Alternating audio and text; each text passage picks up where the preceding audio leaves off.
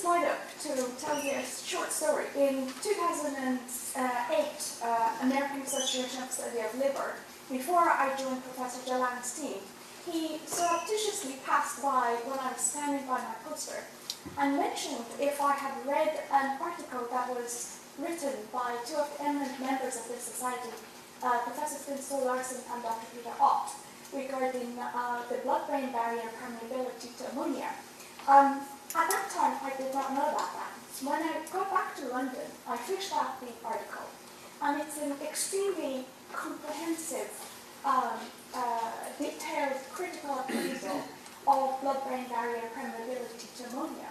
And at the end of the abstract, there is a sentence that fueled my curiosity, which said, "We suggest that protein-mediated transport of ammonium through the brain capillary wall is a realistic possibility that should be more intensely studied." On that note, we all know that ammonia exists in two forms. One, the gas ammonia, NH3, and with Henderson-Hesselbach equation, it's in equation with ammonium as the charged form, but at physiological pH, mammalian pH of 7.4, we know that 98% of ammonia is in the ammonium shape. But do we know what's the mode of transport of ammonia? Back in 1948, Pitts put forward the concept of free diffusion hypothesis of the gas across a net concentration gradient from higher to lower concentration through a transmembrane bilipid layer through the membrane. But towards the late 90s, with the concept of the human gene, they were completing the human gene description. And a very clever bunch of people realized that the ammonia transporter, the rhesus groups of blood groups that we are very familiar with, carry a homology with the yeast in eukaryotes, methylammonium transferase. We all know that the two main organs in our body that's involved in ammonia metabolism is liver, in its detoxification of ammonia, and we know that in liver cirrhosis, hyperammonemia ensues because the liver is incapable of dealing with it. And kidneys are also extremely important since they are critical in excretion of the ammonia and maintenance of the acid base and the physiological pH homeostasis. But do we know how transmembrane transported ammonia happens?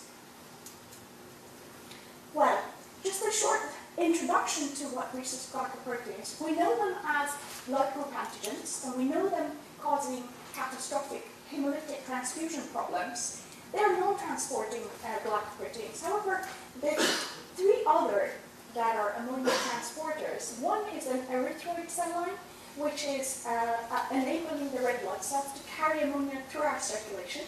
And there are two others, which my focus of my talk today is on the rhesus CG. In human beings, it's a capital CG, and in mice and rodents, it's referred to as the rhesus with small c and g. Also, rhesus BG. So, how do these transporters work? Well, by aid of the crystallography that was happening in 2010, a shunt pocket was discovered within the chamber of this glycoprotein, which enables trapping of the ammonia, protonation of the ammonia with hydrogen, so the transporter works bidirectionally and reversibly. So the aim of my work was to determine the role of rhesus CG in mediation of hyperammonemia and encephalopathy in liver failure. I carried out 3 studies. Study number 1 was on gene and protein expression of rhesus CG in chronic liver disease. We used rats for this model. And we also went on to use the knockout model of rhesus CG in hyperammonemia and acute liver failure. So the first question we asked was, is the gene and protein expression of the rhesus CG transporter altered in chronic liver disease? For that, I had 6 sham rats and 6 biodilated rats. After 4 weeks, they were culled, and their plasma was collected for renal, liver, and ammonia profiles. Kidney, liver, and brain was collected for immunohistochemistry and PCR, and brain water was used for dry wet weight method. These are my biochemical findings. So the AOT of the biodilated rats, the creatinine, the ammonia, and the brain waters were all significantly different in the biolab compared to the sham-treated animals. Now, what's interesting is the PCR finding that there's only the BDL liver had a rhesus CG mRNA that was increased by almost 4-fold, whereas in their kidney and in their brain, the mRNA had equivocal rise. So this is the increased expression of rhesus CG in the liver of biodilated rats. We see that we have a nice model established with secondary biliary cirrhosis with bile duct proliferation, and the bile carries ammonia. So the rhesus CG protein is increased expression in the biodilated rat. The same happens with the collecting ducts. There's increased expression and the number of the intercalated and principal cells in the collecting ducts of the kidney compared to the sham animal in the biodilated rat. And also, the brain, which looks somehow amorphous in the sham animal, is looking positively charged with the rhesus CG. So the summary of the first study was that protein expression of rhesus CG is increased across the 3 main organs, liver, kidney, and brain, in a model of chronic liver disease. The next question we asked was, what is the role of rhesus CG in the hyperammonemic animals? And for this, we had rhesus knockout model mice. We had 4 groups of mice, rhesus CG wild type, 5 of them given water, and 4 were given ammonium chloride and sucrose mixture for 3 days. And the same for knockout model. We had the rhesus knockout, we were given water, and then 7 of them were given ammonium chloride. And at the end of the 3 days, they were culled, their blood was collected for biochemistry, and kidney, liver, and brain for immunohistology, and brain water for the measurement of dry weight. The finding's interesting. No significant rise between the groups for creatinine, and no significant rise in the brain water of these animals, in any of the groups. But can I draw your attention to this slide?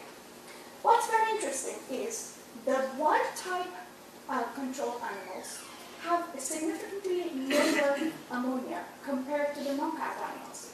So the rhesus CG seems to be important in maintenance of basal ammonia concentration within the control animals.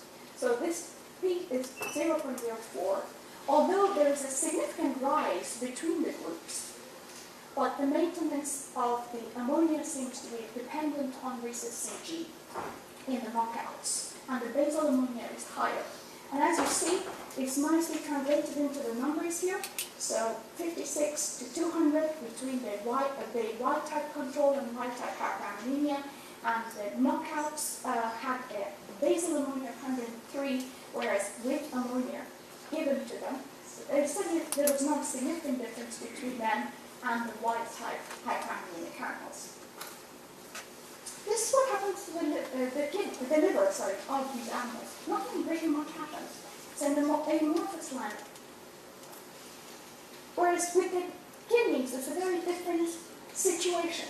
As you see, there's increased number and expression of rhesus CG in the wild type ammonium chloride animals versus, again, an arid landmark of the kidneys within the knockout mice. What's interesting is in the brain, and I have purposely increased the exposure, or the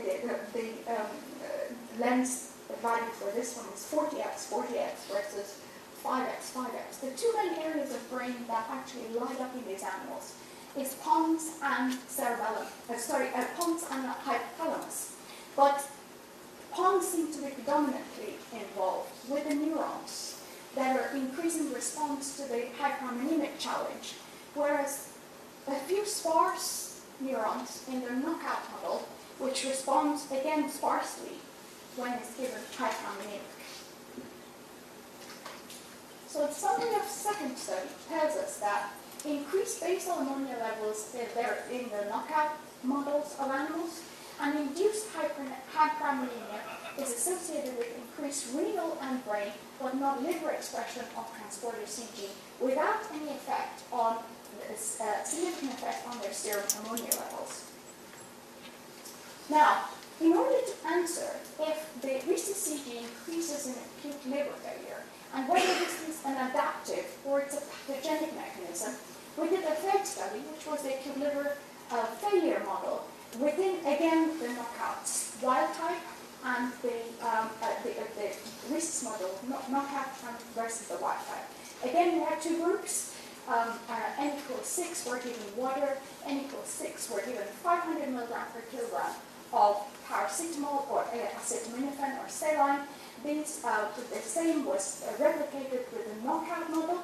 7 were given water, and again 7 were given acetaminophen or paracetamol. They were maintained normothermic, and they were cold prior to coma. Their plasma ammonia and the brain water was measured again.